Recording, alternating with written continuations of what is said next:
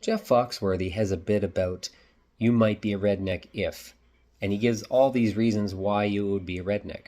Well, I've created my own version, and it's about Justin Trudeau and reasons why he might be a dictator. If you freeze the bank accounts of those that donate to causes that you don't like, you might be a dictator. If you preach about using less fossil fuels and then take your private jet to Costa Rica for a vacation, you might be a dictator. If you won't allow your citizens to return to their own country without having a tracking device installed on their phones, you might be a dictator. If you go on a family vacation during a solemn day to remember the indigenous people who were persecuted, you might be a dictator.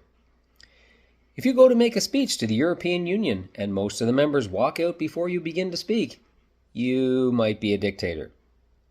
If you fund the national media to the tune of $1.2 billion, just so they will say whatever you tell them to, you might be a dictator.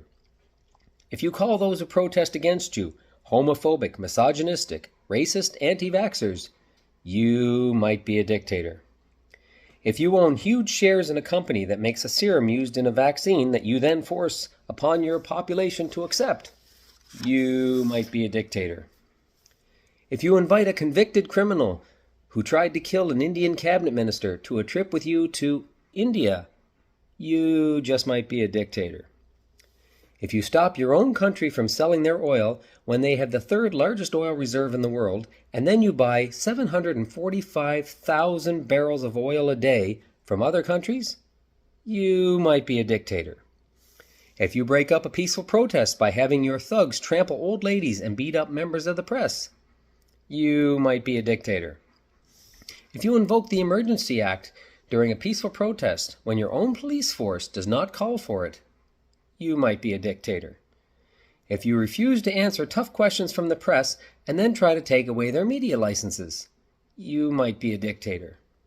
And finally, if you tell a large group of people that you admire a communist country for their ability to get things done, you just might be a dictator. So what do we learn from all this? If it talks like a dictator, if it acts like a dictator, then it is a dictator. And in Justin Trudeau's case, it's spelled Dictator.